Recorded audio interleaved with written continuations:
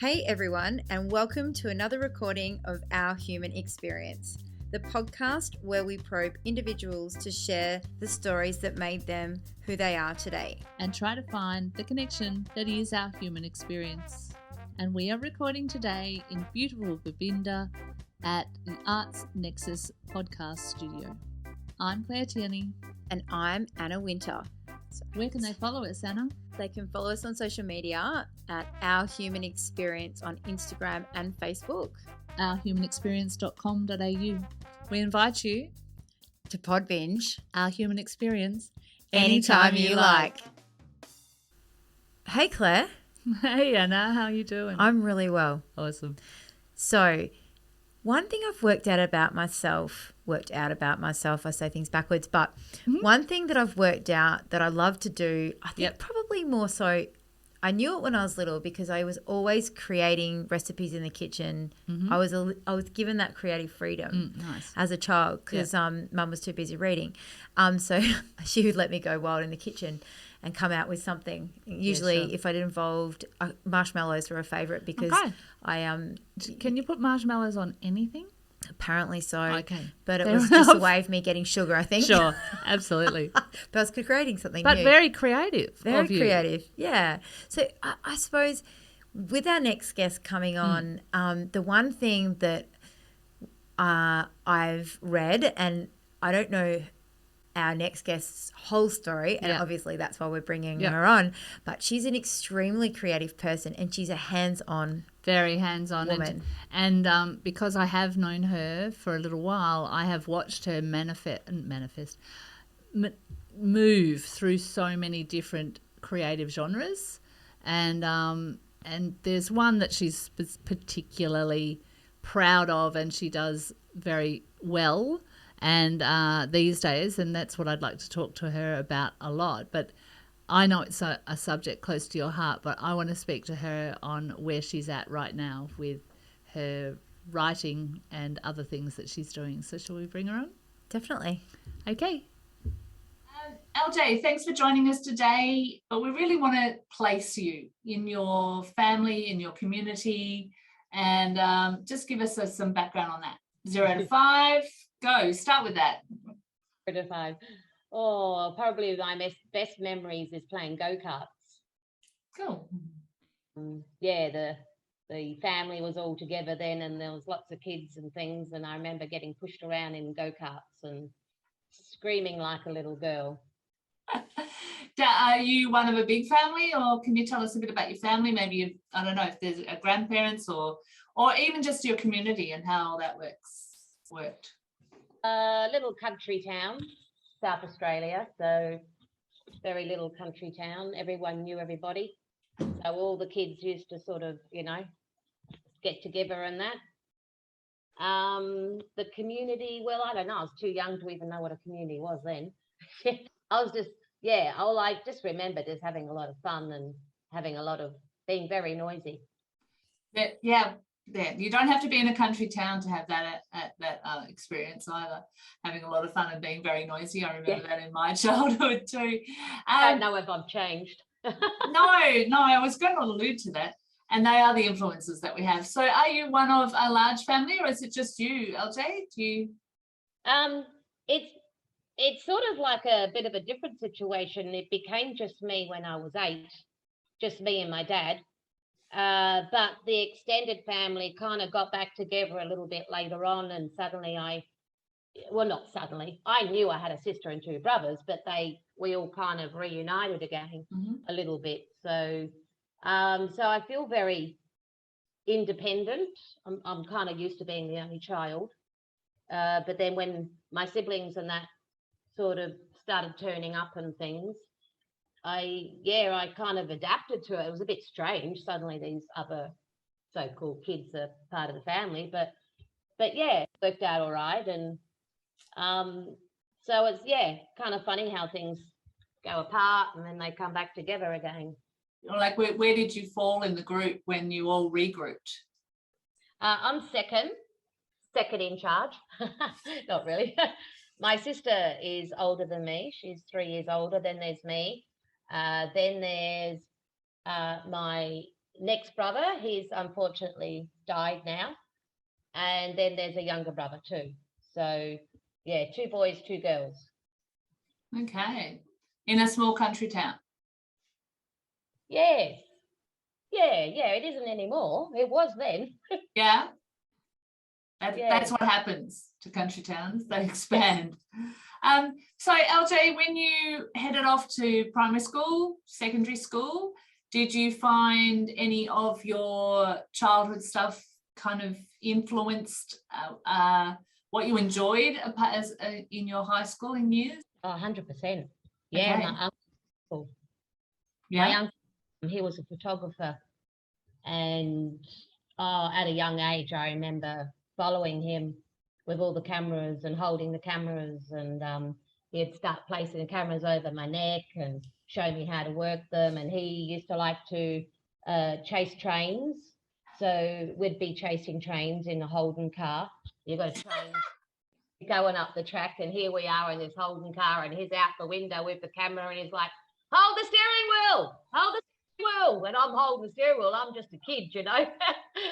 And he's hanging out, taking all these movies, and then he swaps cameras. And so, yeah, totally influenced by my dad's brother. So when it was just Dad and I, Dad used to spend a lot of time with his brother, and hence his brother really influenced me. He was just really quirky, really creative, and my dad was more kind of straight. My dad was a pilot, so God help you if you're late.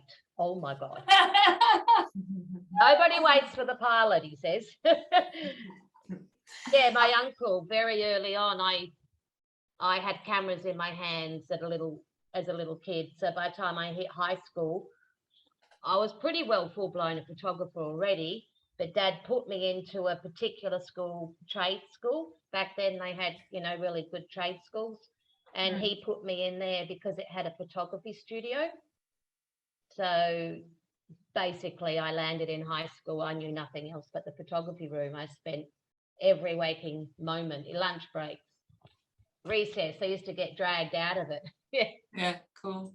And I'm thinking there's 2 things that you said, LJ, that I'm thinking the go-karting at five helped you with the steering wheel at 12 to give you I'm just connecting the dots, man. I mean, you were behind a wheel at a young age with the go-kart. Then your dad and his brother. By the way, what's your uncle's name?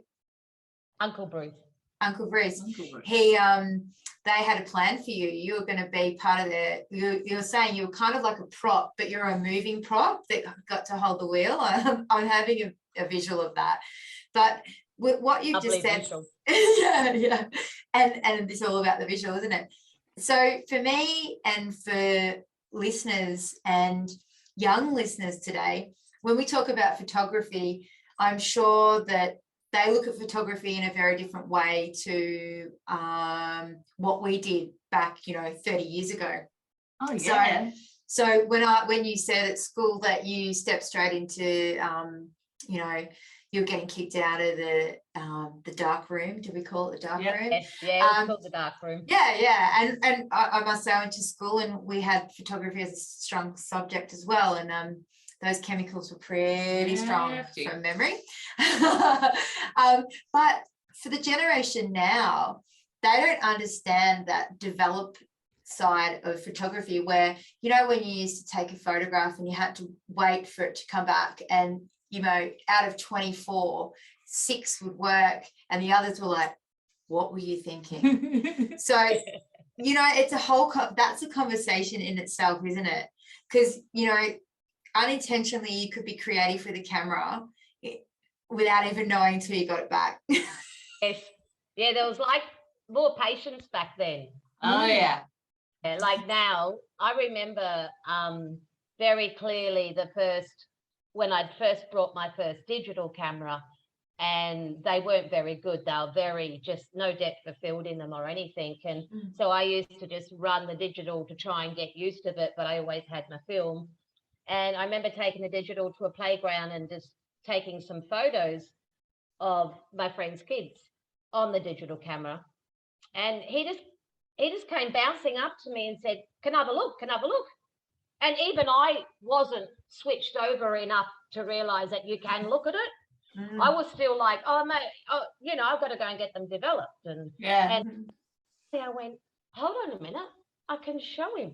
And I turned it around and showed him the screen, and he just like went, oh, yeah. And he left, and I'm going, oh, my God, look at this. Oh, my God, look at the photos. Oh, wow. And I'm just going, oh, this is nuts. This is really good. This is revolutionary. Yes, it was. And I mean, this is why, like, it's interesting you say it like that, because, you know, there are moments in time that, you know, have changed the world of photography so much. I mean, you know, for kids to understand now that, you know, you can take, I remember my first camera in developing it at school was we made it out of a box, a shoe box. And we just exposed the paper, you know, to take the photograph, and we made our own camera.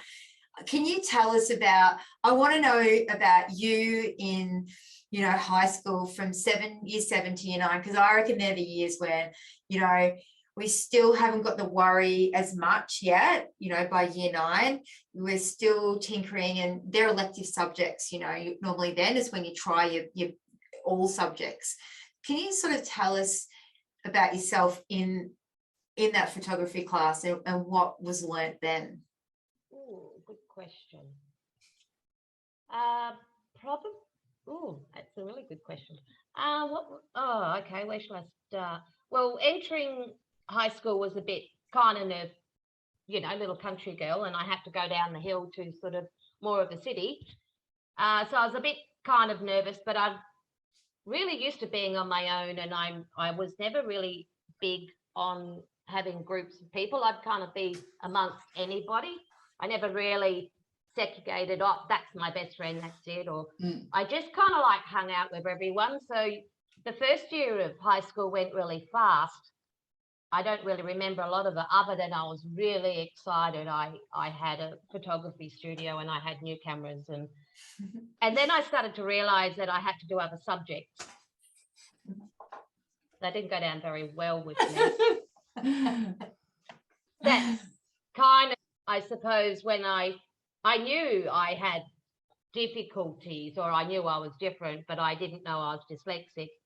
And in high school, about the second year of high school, I excelled in photography, like literally off the scale, but everything else I failed.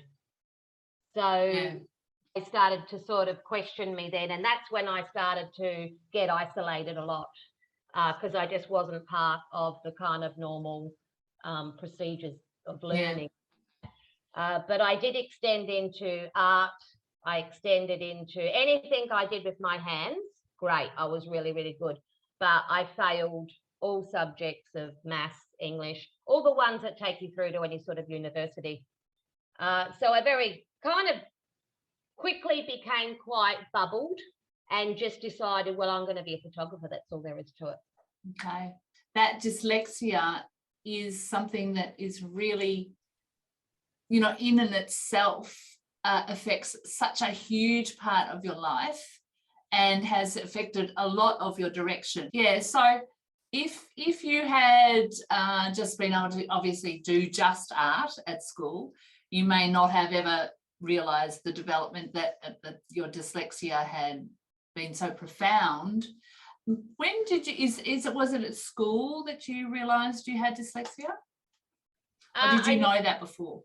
Well, I kind of knew I was different in primary school, because I just letters and stuff all merged for me, and I realised that I was seeing them different to everybody else.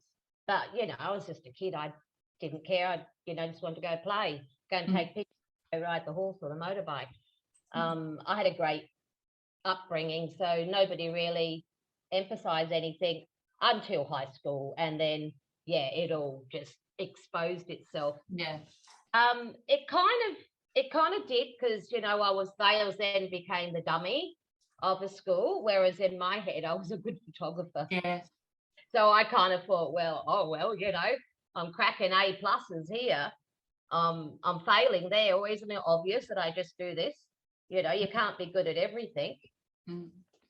So yeah, it didn't really faze me too much at all. Not until I think I was about 25 that I started to get a lot more problems, just a lot more problems, just things lining up, and it just seemed to get really worse for a while. So I went and got diagnosed and got a bit of help and asked what was going on, and yeah, that didn't really help either. It's just a process, you know.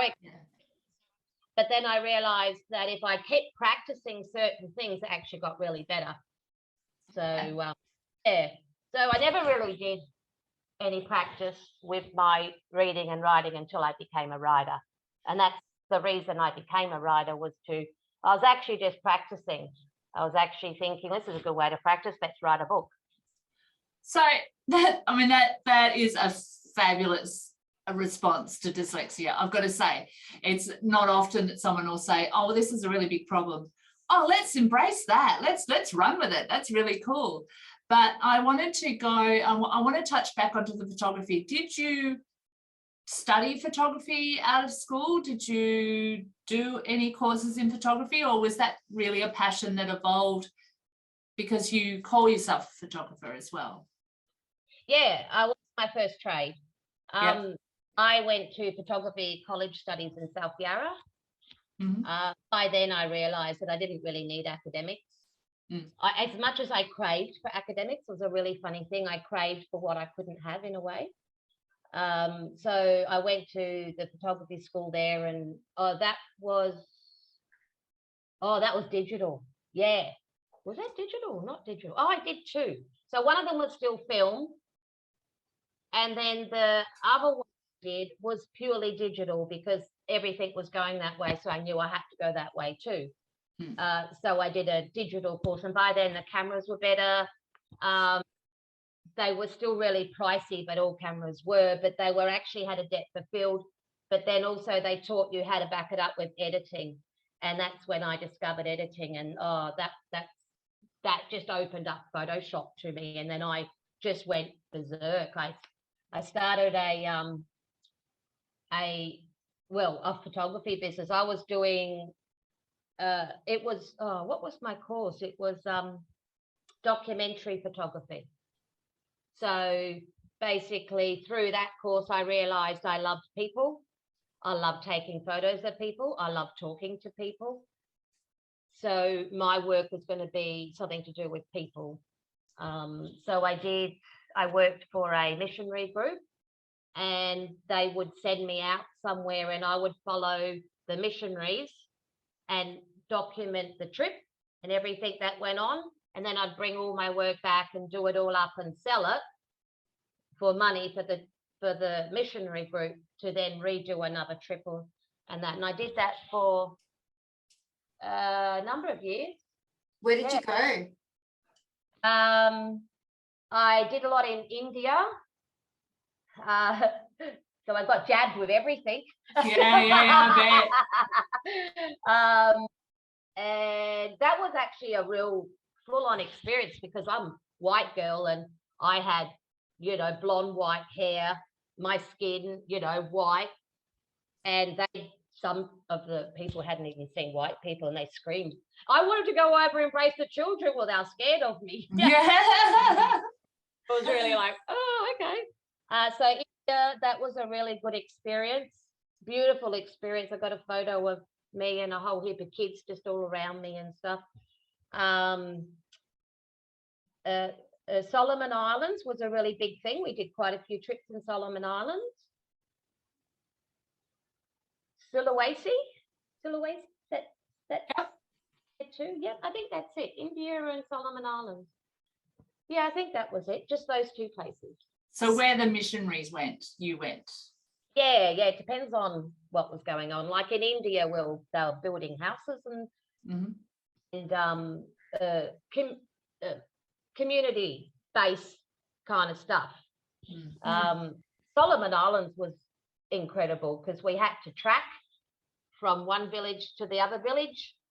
And I remember I got my National Geographic photo over there.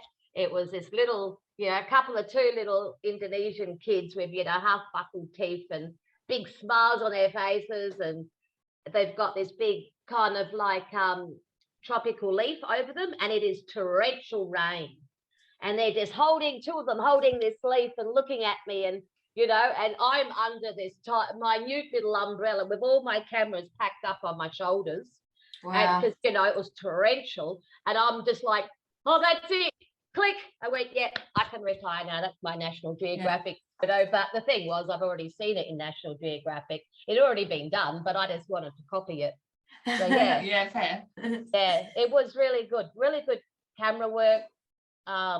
Great, heaps of tracking though. The mountains were like this, and I wouldn't let any of the helpers take my camera gear. That was mine. They could take my clothes. I don't care about those. But yeah, I just tracked everything with my camera gear all strapped up to me, but I got some amazing photos, and it was, really, really good experiences until it was. Yeah. So for people listening to this podcast, like, can you tell us about, so you've gone through high school, you've gone to further study with photography, and I mean, this is obviously, it came naturally to you. I'm thinking you were drawn, you were encouraged through your uncle and your dad in the creativity of photography and also developing. So is that something that you have had a passion for developing, or as the technology's formed, where did you go with that space? So the photography, so taking the photo, and then where did you go from there? Did you do lots of developing at certain times in your career with photography, or?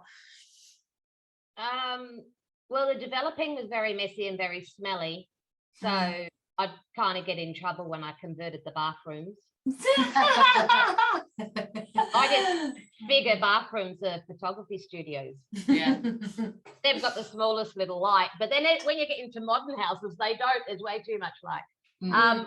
I only really developed my own work at school, probably mainly. I did a little bit at home, but it just wasn't feasible. So the developing kind of was big, but then there was some really good developers. I was living in Melbourne at that time, and there were some great printers there, so I just let them do all that work. Mm-hmm, mm-hmm. And from when I switched over to digital, I did my own work because it all became easy to do in Photoshop. Yeah, well, absolutely. So that's exactly right, because before you play and you manipulate with the chemicals in the photo to get effects, and that was actually, I must say, my favorite bit of photography was that playing with solutions, and that's my hands-on. I'm a bit of a hands-on girl too, so being hands-on with technology, and from the sounds of it, you were at the very beginning of that technology change, and you were having bam moments continue, like, oh my gosh, I can do this now from the computer and Photoshop, and it just is endless, and it's forever evolving.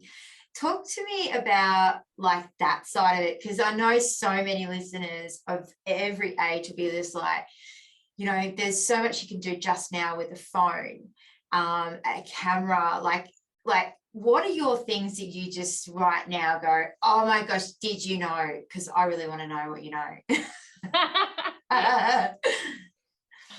I do love technology. It's really helped me heaps, for sure.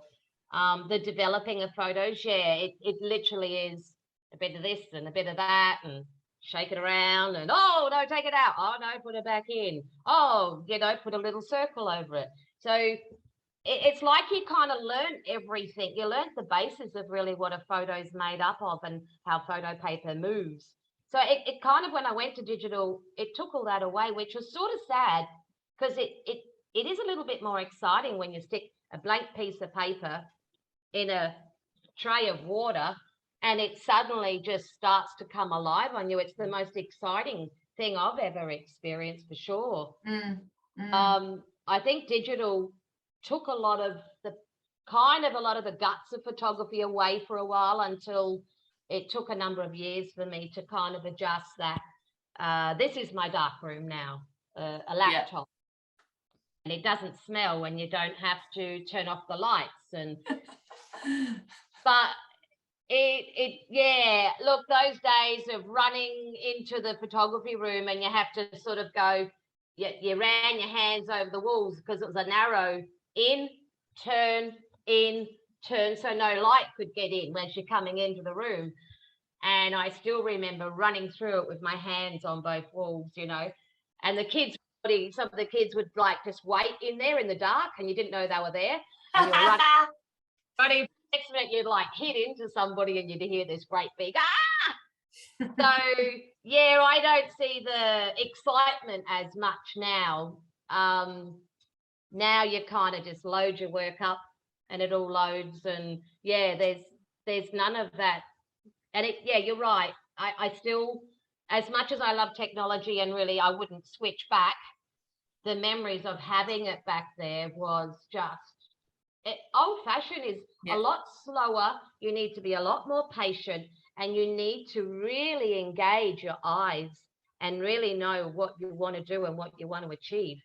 Photoshop's a lot easier for sure. Definitely. Well, that's that pros and cons thing, isn't it, with a lot of development and technology. I was wondering how long did you stay as a working photographer, and how did you progress to your next level of creative outlet? Because you have so many of them. What was the next phase for you in creative outlet from photography? Photography, when I left the missionary field, I had a little time with, oh, gee, what am I going to do now? What am I going to document now, you know? And I didn't want to go back to that area. I wanted to do something else. So I thought I'd swing over to portraiture because I still love portraiture. So I started a portraiture business, and that led into weddings. I remember getting told, oh, you've got to do weddings. They're good bread and butter, but you're not going to like them, but you have to do them. And I thought, oh, I'll do a wedding. And I loved it. Oh, wow, everyone's pretty and there's bling things and there's tears of happiness and everybody looks their best they can look. So I found doing a wedding, like when you do a photo shoot, you've got to set that person up. You've got to get their clothes right. You've got to get their makeup right. You've got to do their hair. You've got to get all that done. But when you go to a wedding, they've done it all for you. I love it. You just walk in and go click. So then I weddings and loved them. I just went. No sooner I'd go to one wedding and from there I'd get another one and another one, and then I became everyone's family member. And but what happened was the hairdressers would come, do their makeup, their hair, then I would rock up and everybody would look beautiful and everything. And then things, a couple of particular times the bride's hair fell out and she's in tears, and I'm thinking, oh no, how am I going to pull this together? I'll just have to do it. So I would just go in and think, I don't know what I'm doing, but let's just get it up here and let's just do that and let's just do this and let's just do that and stick the veil in. Yep, that looks good. Let's go. So I started to I know, it's really, I started to actually not like hairdressers because they're not doing a good enough job. Their hair's falling out. Yeah. And they're already gone. They come in for like an hour, 2 hours, and then they're gone. They're paid and they're gone. And I'm there right the way through all the emotions of everything. So I had to learn really quickly how to do hair. I had to learn how to tie bows. But it was the hair that I started to dabble with. And then I started turning up to weddings and looking at the hair. How was that done? Oh, that looks nice. Oh, yeah, okay. So I started to kind of learn about the hair. And I was looking for a studio and I walked into a hairdressing salon that was really, really big. And I'd been eyeing it off for a little while. She's got a lot of wasted space. And I walked in there and just approached her and said, can I put a photography studio in your hairdressing studio? And she just looked at me and she said, yeah, you can have all that side and I'll have this side. So I set up this whole big photography studio. And about 6 months later, she threw some apprenticeship forms in front of me. She said, you might as well do an apprenticeship. And I looked at her and said, oh, But she said, well, look, you're making all your money in photography. We'll just sign the papers, and the apprenticeship wage is, next to nothing anyway, so it won't worry you because you've got this money coming in, and you just do a apprenticeship, and then you'll have a second trade. So I started hairdressing, but I started with wedding hair. Wow. Brilliant. Hands on again, hands on again. It's funny because it's a thread with you. Like, you acknowledged yourself from such a young age. And I don't know whether it's because by the sounds of it, you've had some really strong male influences that I don't know, but have they encouraged you? You sounded really confident with being hands-on. Like you just knew, like you said, like I was just good at photography. I just knew I was good. I was excelling, like you got A's, and then you recognized with your own self that you're like, I'm actually really good at doing hair because these guys, they're not so good, So again, like you are very fortunate in that way to go, but again, it's this hands-on trade. Like I have a story that I'm actually dyslexic as well. And majority of the things that you've said I completely relate to. Like I failed in every subject except everything hands-on. I could do it with my eyes closed. I was like, I don't know why anyone else does it. Why doesn't anyone get this? I remember home economics and cake decorating. The teacher would leave the room and I'd be 14 and she'd say, oh, just teach everyone how to cook, Anna, I'll be back. And I'd be just leading but English, I was swinging on the chair, disrupting the class, making everyone laugh, pulling faces, distracting everyone and everything, making teachers cry. I'm really sorry if they're listening. But it's that whole, I went into the entertainment factor when I couldn't cope. Do you know what I mean? Because like I couldn't read, I was terrible at maths and all sorts of things. But what this thread then brings is when you are dyslexic, you sometimes get in situations where there's hands-on jobs where you go, why doesn't anyone get this? And you've said that a couple of times where you're like, because your brain is wired differently. Like even when I speak back to front quite often, like probably doing it a bit now. But it sounds to me that when you saw hair, you saw it from a whole different angle that you just knew how to do it. Is that right? Sculpture. Yeah, like you were looking at it not from a textbook situation. You were looking at it from, you did it with your hands before you went, you just do this, do that, and then just like shove the veil in. Yeah. But I can guarantee it would have looked amazing. And that hairdresser that can probably spell super well would empty that hairdo, man. And you know what I'm saying? I get what you're saying.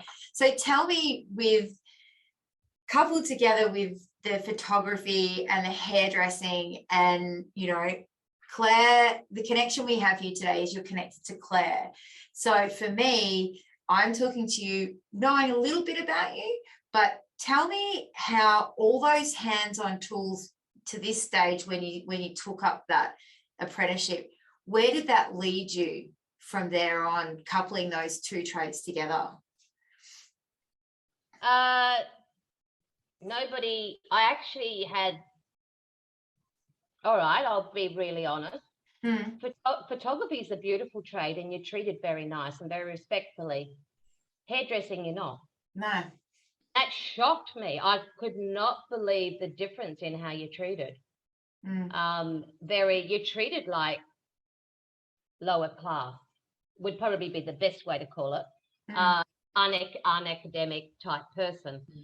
And I started to realize then how academics seems to kind of weigh higher on the seesaw than a creative. So I started to get a taste then of the difference with myself. But hairdressing, I had a bit of trouble at school because there was a little bit of things going on, but I managed to get through it. And again, I took it all. I can remember my boss saying to me, you break any rule you want to break as long as it looks good in the end. And so I would start to just take a head of hair and slice into it like it's a sculpture, and I'd look at their face and kind of sculpture the cut into their face. So I only gave up photography about, time flies. It's probably more than what I think. It would be about 6-7 years ago I gave up photography. Professionally. It took that long to wind it down because I had bookings for years ahead, and it took just like years to wind it down. And the hairdressing trade, it was a really awkward one. I loved it, but I hated it. I hated how I got treated. So I had to really figure out how I'm going to change this. And I started to stand up as a hairdresser. And if people spoke to me rudely or something, I'd just say, "Excuse me, what are you talking? Don't talk to me like that." And I'd start to backtrack a little bit. And that's the only way I survived, is I had to stand up for myself, even with the fact I would go to take an appointment on the book. I don't know how to spell names, so I'd ask how they spelt their name. They go, "Well, it's spelt normal." I go, "Well, I don't know what normal is. Just tell me how your name's spelt. How hard's that, you know?" I've had that conversation. Yeah, little things like that. Yeah, never get it in photography. Photography, you were worshipped. But I managed to lift my hairdressing to the same level as my photography. So I started respecting myself with it, and I lifted my level into a certain level where I wouldn't do certain things anymore. And then, but the hairdressing, chucked along really nice until the day I decided I was going to take up writing. Then everything everything had to take their priority. Yeah. So with the writing, I think I met you around the time where you had made that switch. But what I've always appreciated and watched with you is it's never just been one thing. You know, you perform, you work with children and puppetry, along with the hairdressing, the photography. And I'm sure if somebody asked you to take a photograph today, you'd probably still do it, even though it's not your main interest. But the big one where we connected was when we worked together because of the Writing Festival, and Melissa, our producer, when I realised that you were on your, at then stage 3rd or 4th, doesn't really matter, book, and you had dyslexia. That just blew me away. So I remember bringing you to the forefront and saying, come and talk about that, because for many people, our challenges don't always become something that we want to shine at. So sometimes we might go, okay, that's a bit challenging. I'll go over here and do what I'm good at. So talk me a little bit through that world where LJ looks at herself and says, oh, damn this, I've mastered photography, I've mastered being a hairdresser, I need a new challenge. I'm going to be the one thing that nobody said I'd be. Ooh. An author. Yeah. I know I still have to pinch myself sometimes. I've got writer's block at the moment, and I'm having a bit of a hard time with my book I'm on. And I say to myself, you know, what are you doing it for anyway? You only did it in the beginning to practice the reading and writing. And the thing is, if I stop writing, I notice my reading gets worse. So it's kind of constant throwing these shapes into my head so that my head remembers these shapes all the time. Because to me, everything's kind of shapy. I do tend to, I'll see something and I'll go, I wonder how you do that. And then I'll start to get interested in it. But I mainly haven't really, photography, hairdressing, and now writing has been my main kind of forward stepping all the time. Everything else is kind of tied in, like the puppet show was my book. It was a book, and I then turned it into a live puppet show. So it kind of came from the writing. The performing, when I did the stilts, that's because I'm so short, and I looked at the stilts and I went, yeah, I want to be up there. I got up there and I got really scared up there because they were too high. So I couldn't be I couldn't be one of the tall ones. I had to be a short roamer. So my stilts only brought me to 6'4". So I was still looking people in the eyes. They're looking at me like, yeah. So what? But it was big for you. It was. How tall are you? I'm 5 foot. Wow. Okay. So you felt really tall at 6'4". 6'4", I was very tall. Yeah. Gorgeous. That must have been, for someone that looks at shapes, and immediately I think of, because, you know, you've got that creative mind. So at 5 foot, right, you see things from a different level. You're seeing it at 5 footer level. Yep. And then when you jump up to 6'4", how did the visuals change for you with the shapes? Well, there's a lot of dirt on the fridge. Like, man, I haven't cleaned that. I'm not looking up people's noses all the time. I knew it'd be something funny. That's why I asked it. That's a book in when itself. I hug people, I'm not just hugging their boobs or their belly button. That's a book in itself. It's a funny kids book, that one. I'm guessing some of those elements are in your books. Because just talk us through the types of books that you write and maybe how many you've written, and then also inclusive for me because I've got some of your merchandise that has come from your books. Oh, okay. Love merchandising. Oh, I just love it. You know, I just everything I can make. I just want to make this now. Now I want to make badges. Now I want to make that. I want t-shirts. I just love merchandising. Like the latest one is my duck power badge, and it just says duck power, and it's got this picture of this duck. I mean, what does it mean? I don't know. I just made it up. But I love it. Oh my gosh. We need a duck power badge. Oh, yeah. I'm going to rock in the studio the duck power badge. That is everyone's going to get duck power badges for Christmas.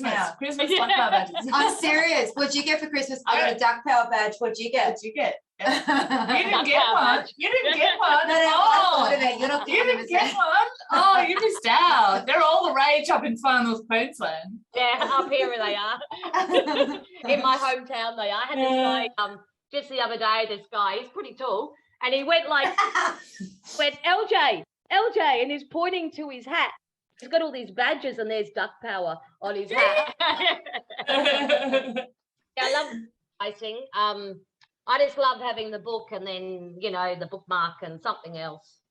So I think what's happened now is my photography has given me an interest with all that, because I used to do like wedding books. I used to like doing all the designs. So now that's merged on into merchandising. And yeah, pretty well. It's still pretty well. I haven't really got anything up my sleeve at the moment. The puppet show took it out of me. A whole year that project was. So I missed writing for a whole year. I really did. I didn't write at all. And now I'm back into it, and now I've got writer's block. Whoa. Not sure what's happened there. I just suddenly went boom. So and my books, I'm on this is my latest one, The Inventor's Journal.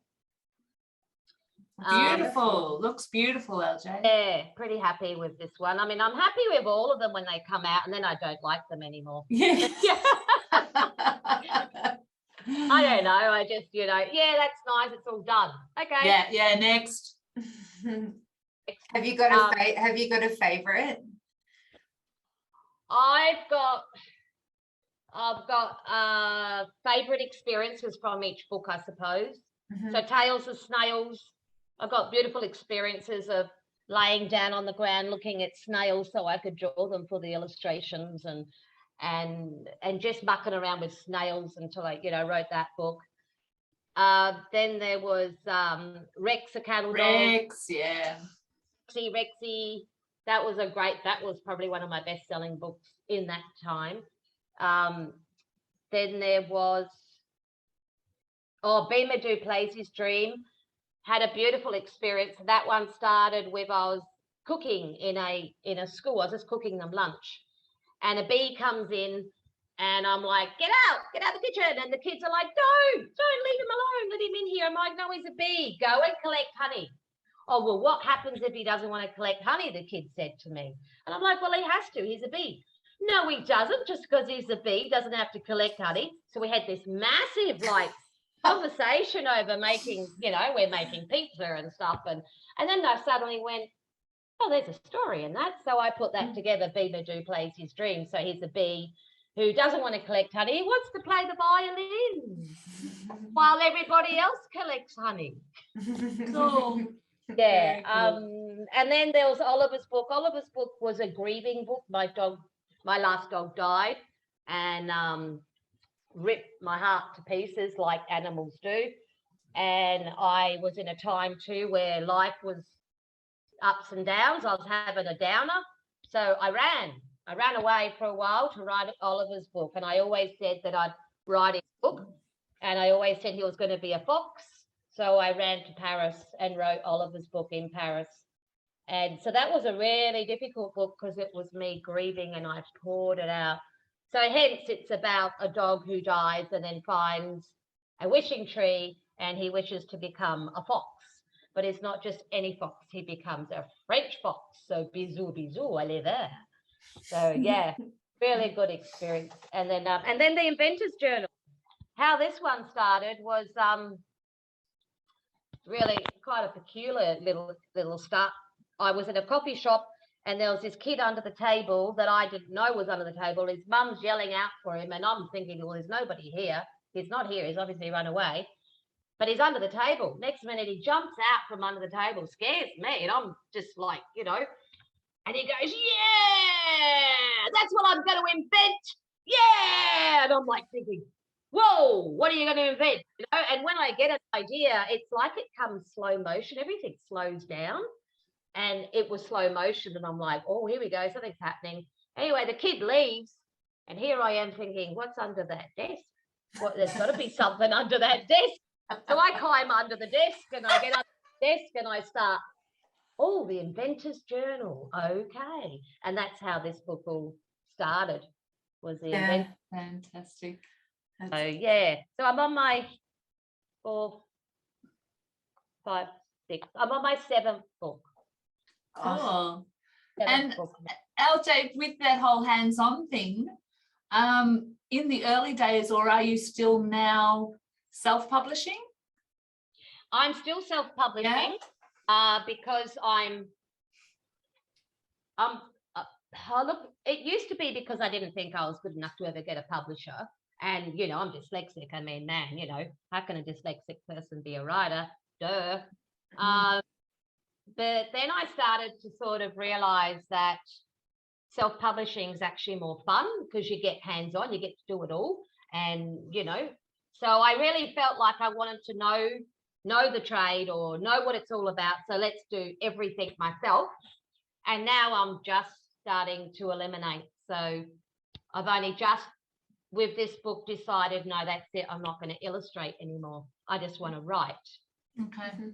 So I'm now not sure what direction I'll go now.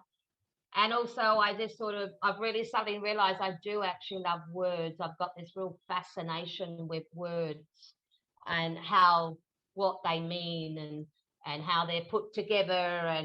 And I'll argue anyone over how words are spelt. They're not, our English language is so difficult. Yeah. So, that's about it. So actually you just tapped into something on that subject, but you just tapped into something that I remember at school when I first started high school. Linguistics was actually a subject that you had to do in year 7 at my school. And I have ever been fascinated with words since those times. The construction of a word, its history, the manipulation of words, also all of that stuff just fascinates me. I'm not a writer per se, but I just think I'm with you there. I love words. I just love words. Other than I like them better when they don't move around on me. Or come through to you back to front. That's true. Like words. Yeah, that's what I mean. Yeah, You don't know what I'm saying, do you? Yeah. I do that in conversation, and then I'll eventually get round to it. Like I start at the back end of it, and then I go forward with it and back again.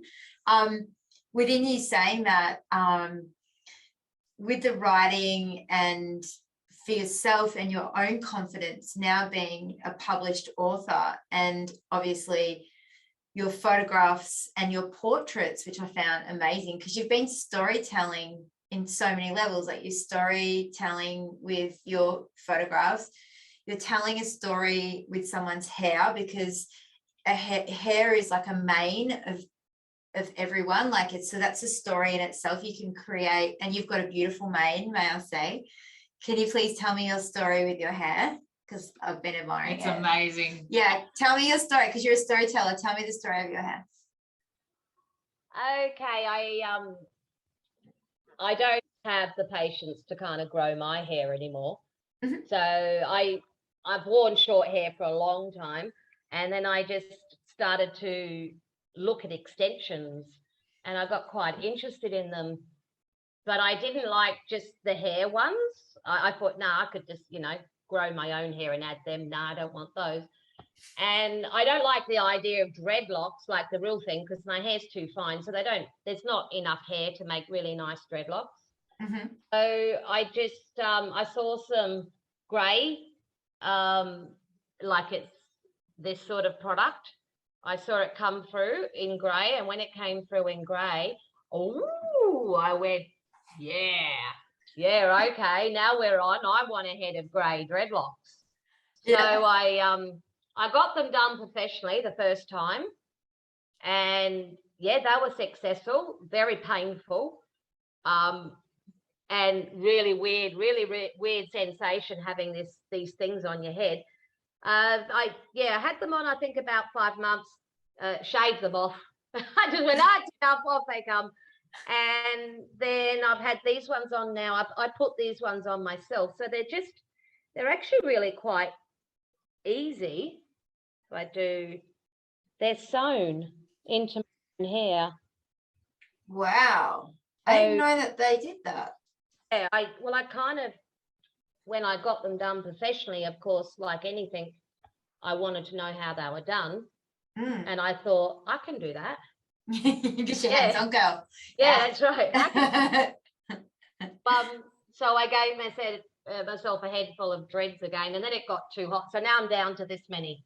This is the minimum now. I can cope with these, and they don't hurt as much. They don't pull. They're not as hot. Mm-hmm. Yeah, I just love the extensions now. You can kind of do anything you want to your hair. I just sew it in. Wow. And isn't it like amazing that too, like you can choose colors? Like I can see you've got a bit of pink there. Is it pink? I can see in the dreadlocks. Yeah, there's 2 pink left. I cut another pink one out last night. There it is. Yeah. Yeah, 2 came out last night. I went, no, still too heavy. Chop. But you can. Yeah. So with that, and I think for rounding up for me, I didn't want to leave this conversation without you giving us the story behind the growth, the ideas, the motivation behind your salon, because it's quite unique, and it's not just a hair salon. It's a studio, it's a writer's den, it's just beautiful. Just talk us through that one, if you wouldn't mind. I had a photography and hairdressing studio when I lived in Melbourne, and I mean, I came up here when I was 18, and then I took off traveling and stuff.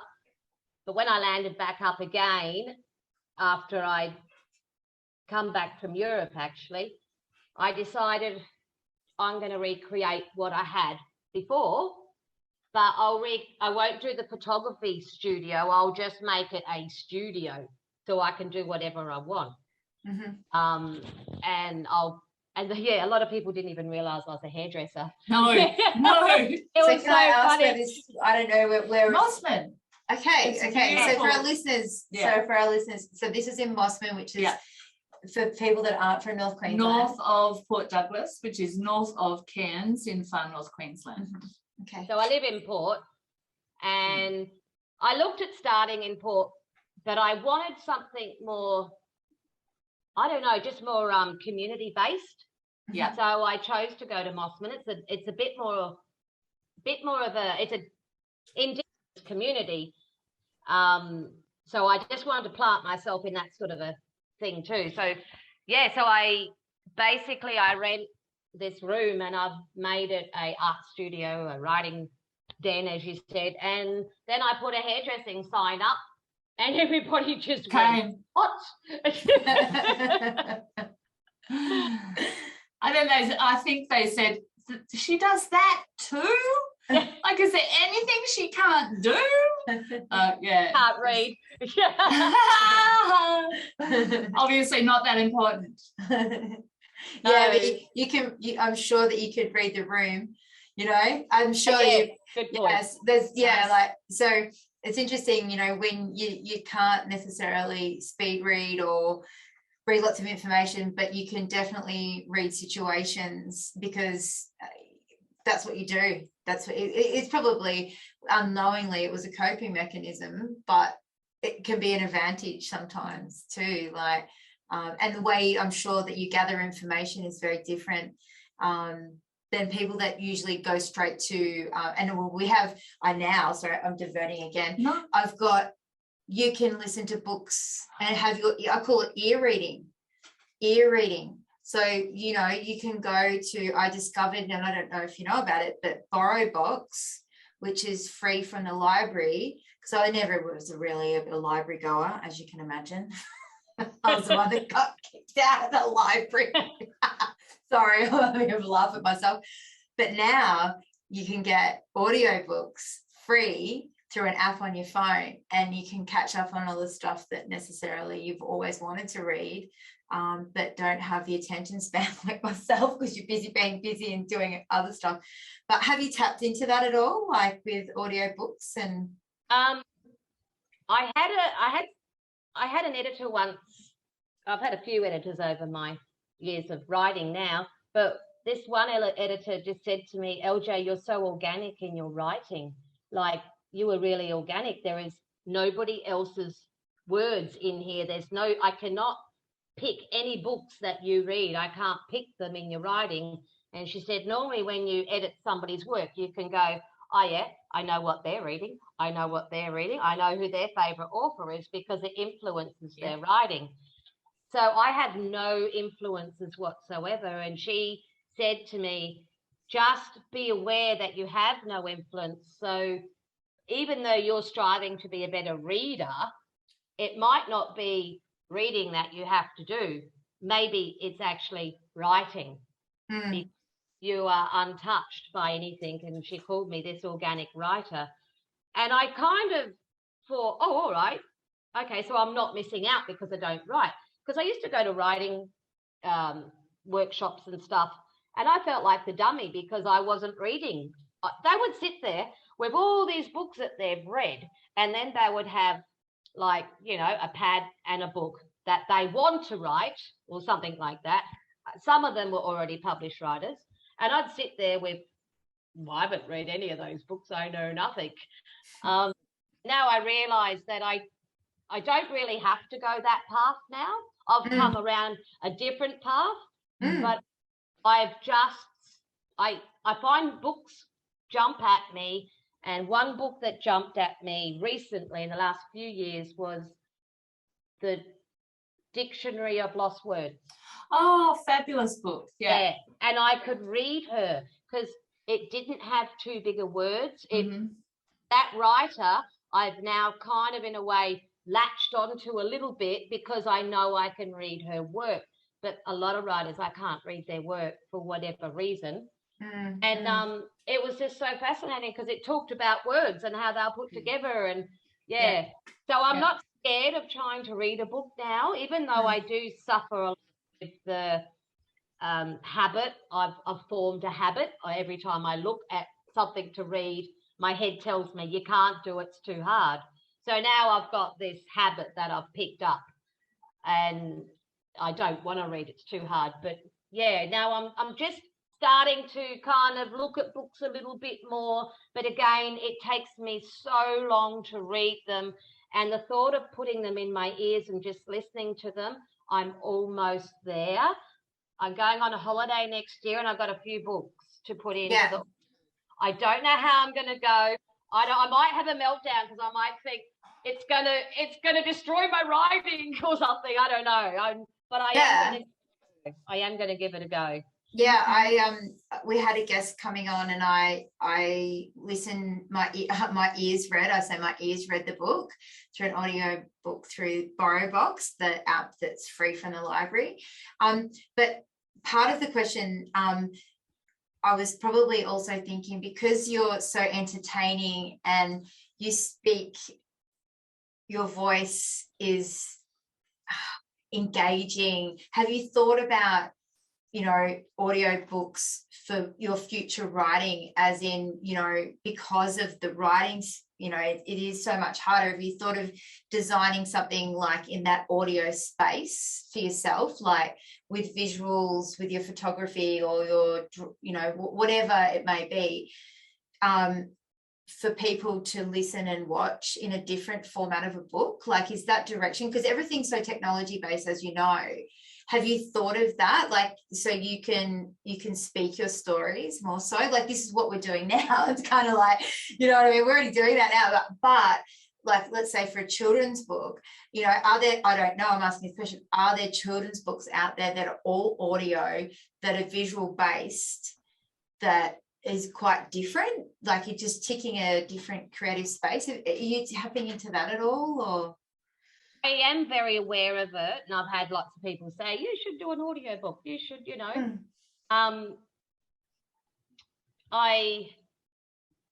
projects take a long time.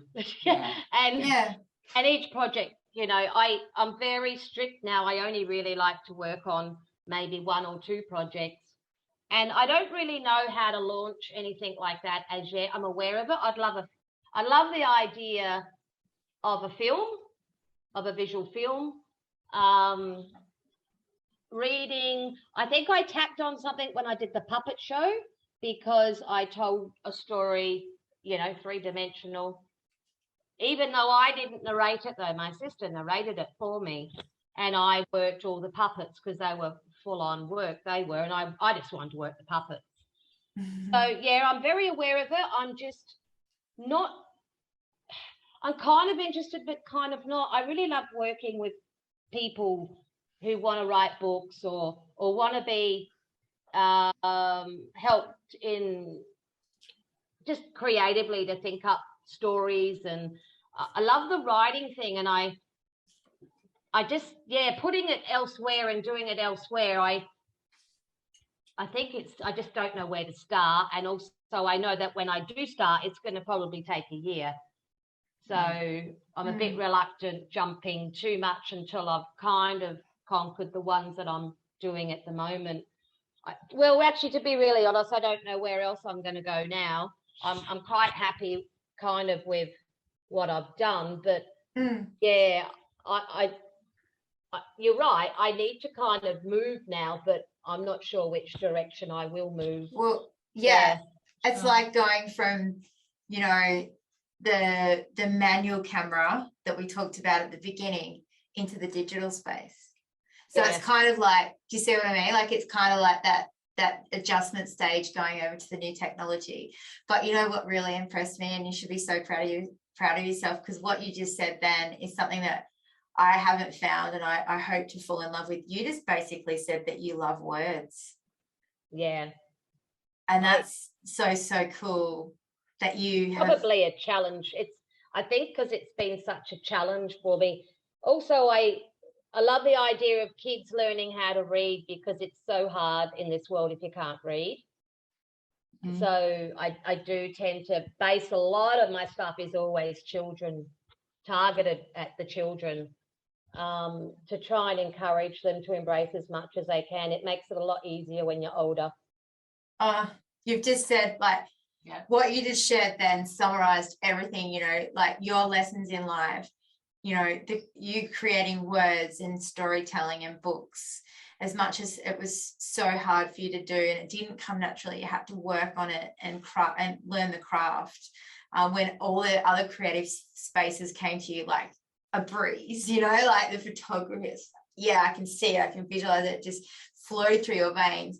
But to couple those things together when some of that was really difficult, especially being dyslexic, and I totally understand that, because it actually, I feel that words can hurt my head at times. Like it's like, oh, they can't penetrate me. Like it's just like it's like an interference. Like and I know you know what I'm talking about. It's like, but for you to practice, to bring them in and have that discipline, I'm sure that's why your books are so special.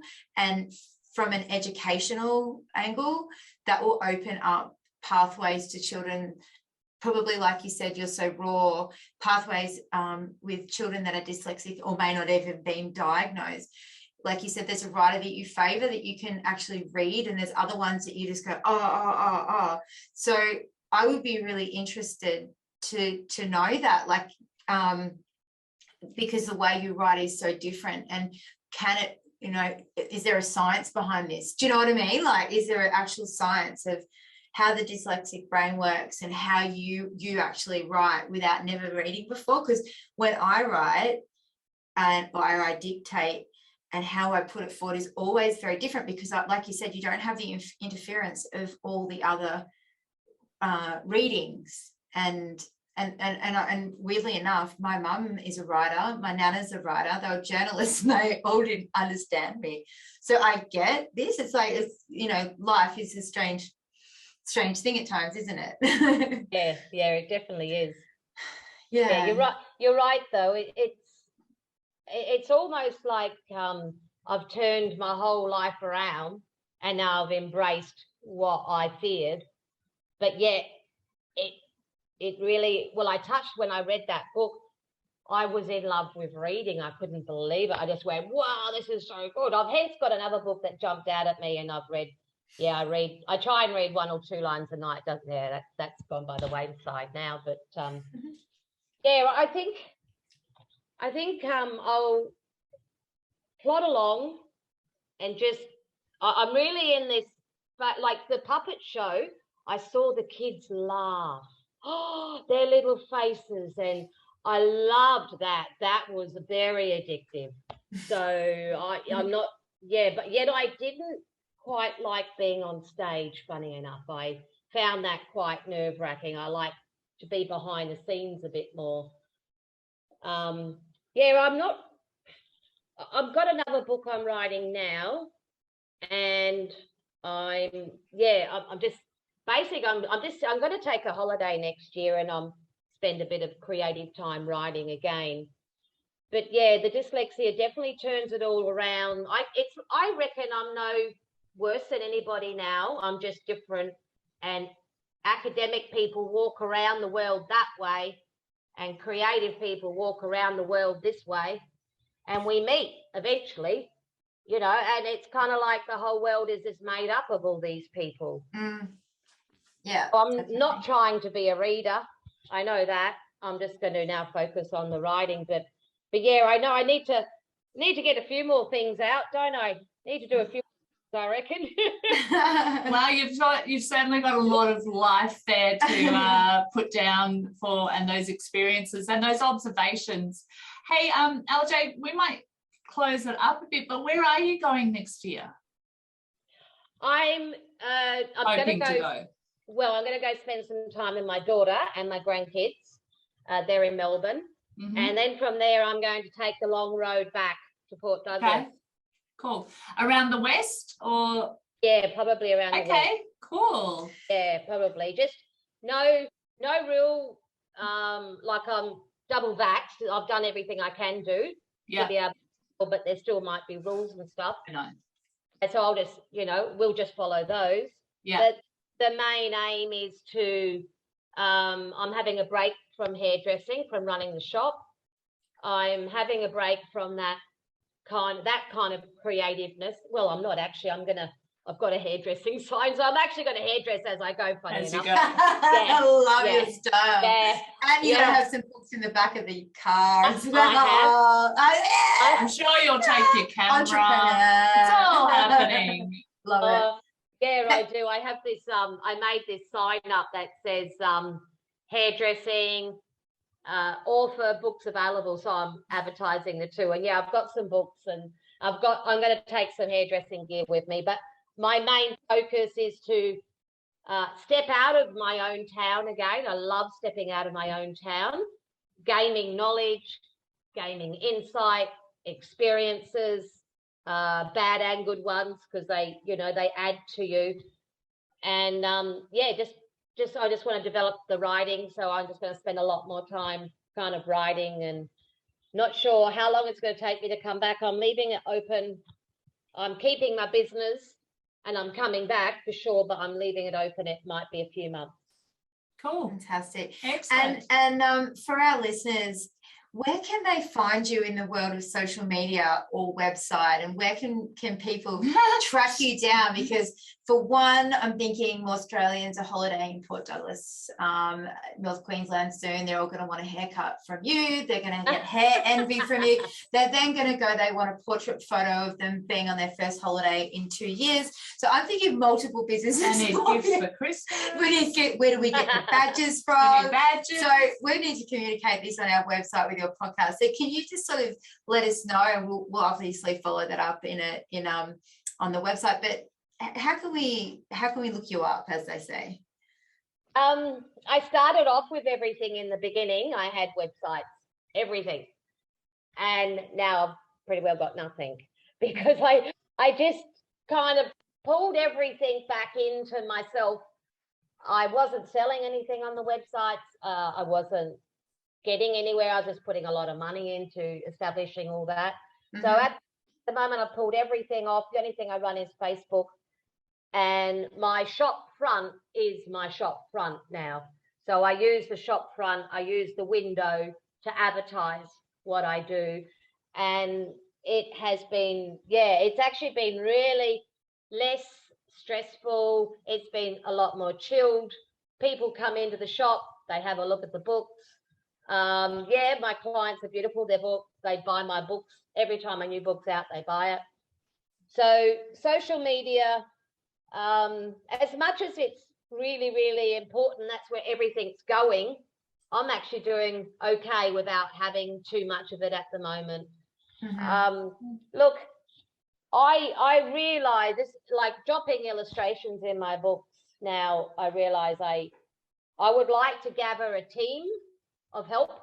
Mm-hmm. In other words, my contribution will be the words. Mm-hmm. The team will do everything else. I'm sure you'll still want to dabble with the merchandise, though. Oh, yeah. Not leaving that one probably out. will. So, yes, the only way people can find me is pretty well on Facebook, or in person at Mossman, or my phone number is very publicised, so you can ring. I get people ringing. Fantastic. Messenger. Thank you so much for sharing. I know you're so busy, and we really appreciate you giving up some time today to come on Our Human Experience, and we will get all the details of your creative endeavours, your books, your merchandise, and where people can buy them, and where you can buy it. The badges are definitely going to feature. Christmas. Yeah. And thank you for being so honest about not just your working career, but also your inner trials and tribulations, as in, with being dyslexic, and being really open about it, because I think it's something that we actually should be really super proud of, because I think people that are dyslexic think very differently, and I'm actually quite proud of it. Yes. Yeah, you're right. It was a dyslexic company in Melbourne that asked to interview me quite a number of years ago, and I refused. Really? I said, I don't want to tell anyone I'm dyslexic. And anyway, they got me in the end to do an interview, Hence, you guys got me too. Yeah. And I started to it became public that I was dyslexic, and it was kind of like, you're dyslexic, you understand, we hide it. Well, I definitely hid it because nobody could really understand me. But now I don't hide it. I'm like, God, I'm 58 years old. When am I going to get over it? Exactly. You should be proud. You should be proud. Yeah, absolutely. And it's a thing to be talked about. I know that I've interviewed thousands of people over the years for different jobs and have run a corporate job being dyslexic. And, when I interview someone, I always say to them, in the body of the interview, well, I'm actually dyslexic. And they look at you like, I'm like, so I want you to feel completely comfortable coming into this job in this position, because we will find ways if you have difficulties. And I think that a lot of people that are dyslexic don't go into certain fields because there's so much fear attached, and they don't talk about it. And a lot of employees go, how are they going to be out to the phone and write me a note? Well, you always find a way. And there's tools now. So, I think the more we talk about it, the more opportunity will open up for younger generations that have the struggles that we've had. And we're not playing our violin, we're embracing the violin. And thank you so much for coming on. No violin playing unless you're a bee. Ema too just wanted to play the violin to make better honey. Such a great story. Thank you so much, LJ, for coming along. Thank you for sitting with us while we did all our tech before the interview, and we've just loved having you. Thank you. Yeah, lovely to see you again, and lovely as well. Yeah, you too, likewise. I'm sure we'll catch up one day soon. Thank you. Thanks, Bye-bye. LJ. See you again soon. Bye. Wow, LJ, what an incredibly talented person in so many different diverse ways. She's put a hand to, saw an opening and realised that it was something that she was passionate or could do. Like the progression from photography to hairdressing, that's a beautiful story. I love that. And for somebody, which was my introduction to knowing her, about somebody who would challenge themselves, who had dyslexia, would say to themselves, well, I think then I need to be an author. That's just so unique. And she created herself into an author because she didn't really know what an author was. Yeah. Because and she'd never read. That beautiful feedback from her editor. She's raw, so she didn't have any influences. I found that so fascinating because with dyslexic brains and how, I don't know, the science behind it, but how we're wired, like that's why I mentioned to LJ about, it'd be interesting to know the science behind the way her books are formatted. So children that are dyslexic, maybe they could be the first books they read because they're formatted in a way that open pathways. Yeah. So I found that part really interesting, because that feeling is an actual physical feeling of when you're trying to read something that the brain is struggling to process.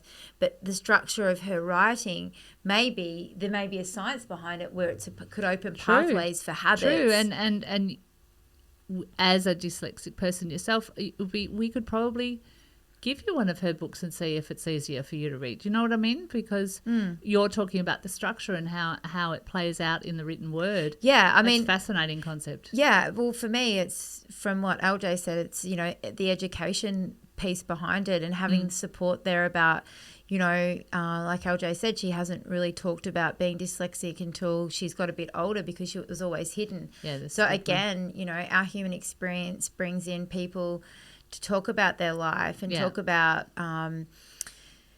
their creative field, whatever it may be. But then somehow it always seems to be the thread. People open up into different parts of their life, and this platform gives them a safe environment to come to where they can express things that, maybe at 25 they were too afraid of saying. Sure.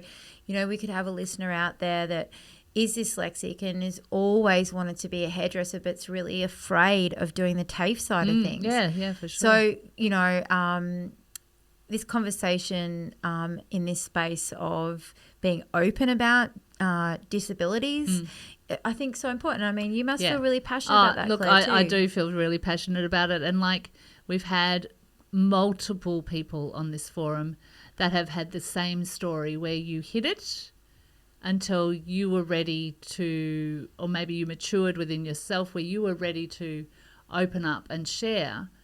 And then there's the second layer of that. In the opening up and sharing, you are actually helping other people that you hadn't helped while your disability or whatever was hidden.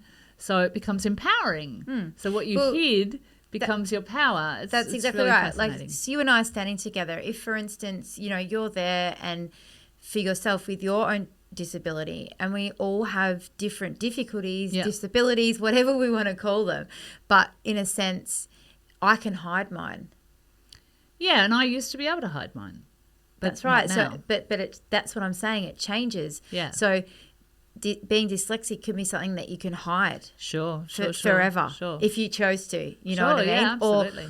Or look back when you're 70 and go, you know what? I really wish I'd asked for help. So probably the biggest thing that I got from LJ is, you know what? Ask for help.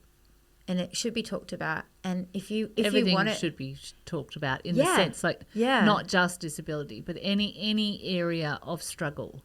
Correct. The talking about it allows for others who may be able to help you to put their hand up and say, I want to help. But it also empowers you to have the strength to ask for help, because there's always days where you need it. With any struggle, there's always a day where you need some help. Definitely. And I'm very grateful that you've been in my life at times when I've needed help and you've put the hand out. Yeah. And the so same. Our human experience is our human experience. Exactly. We love LJ. We love it. Thank you for listening to Our Human Experience. You can follow us on social media on Instagram and Facebook. ourhumanexperience.com.au. Listen to Our Human Experience, where you can pod binge anytime you like. See you next time. Bye.